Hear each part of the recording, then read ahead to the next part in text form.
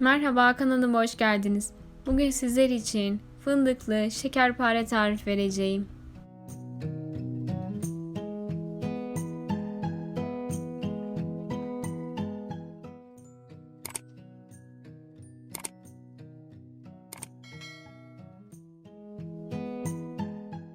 Malzeme listesini açıklama kısmında bulabilirsiniz.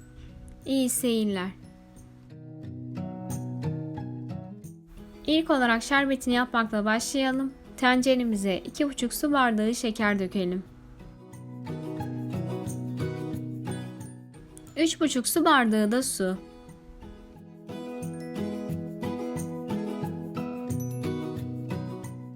Ocağımızın altını açalım. Şekerimiz eriyene kadar karıştıralım.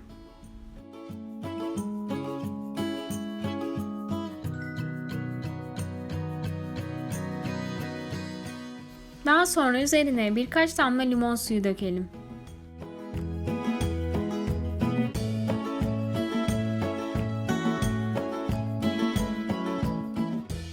Kaynadıktan 15 dakika sonra ocağımızın altını kapatalım ve soğumaya bırakalım.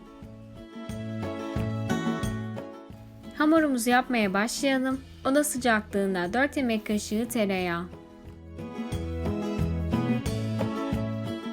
1 su bardağı pudra şekeri, 3 yemek kaşığı irmik,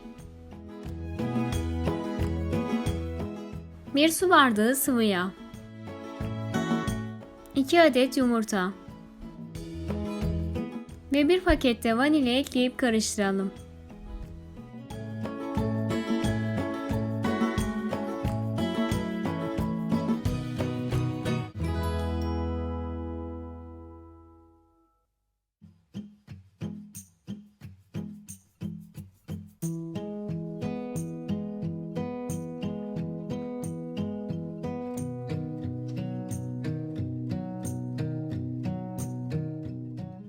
Yavaş yavaş un ekleyip yoğuralım.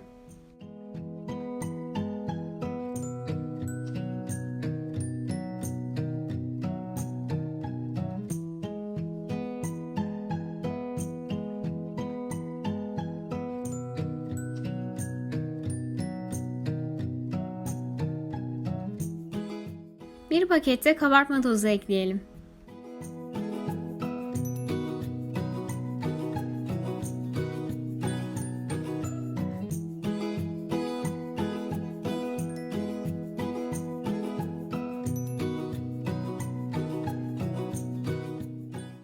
Hamurumuz yumuşak ama ele yapışmayan kıvam haline gelmesi gerekiyor.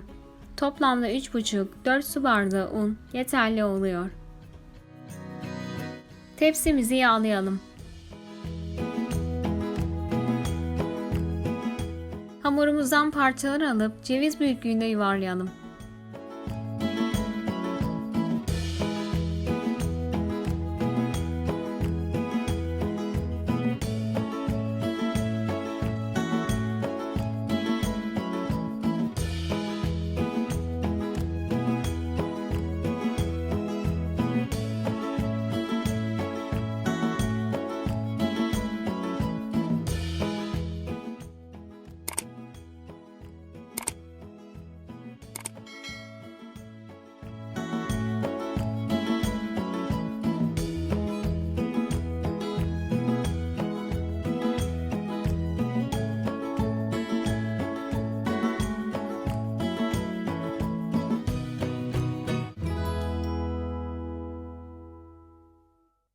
Üzerine fındık koyalım.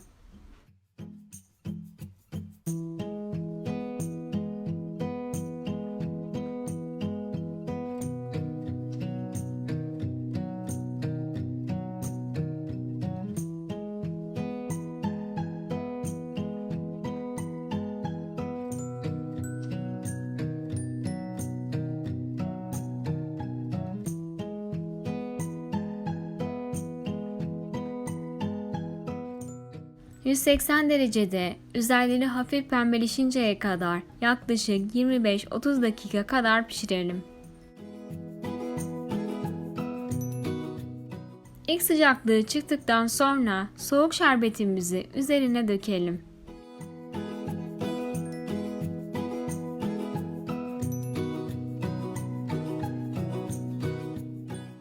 Tatlımızın şerbetini çekmesi için 1-2 saat kadar dinlendirelim.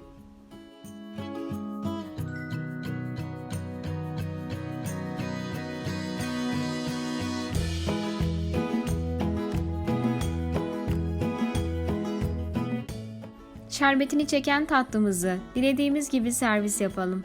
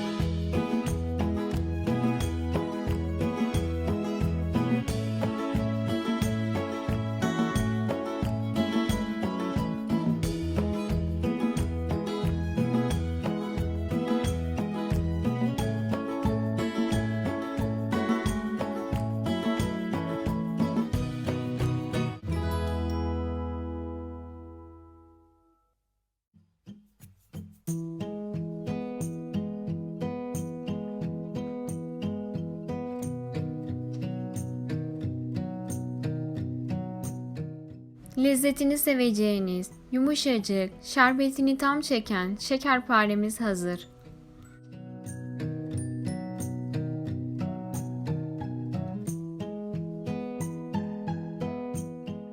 Desteğiniz için, diğer tariflerimden haberiniz olması için kanalıma abone olmayı ve videomu beğenmeyi unutmayın.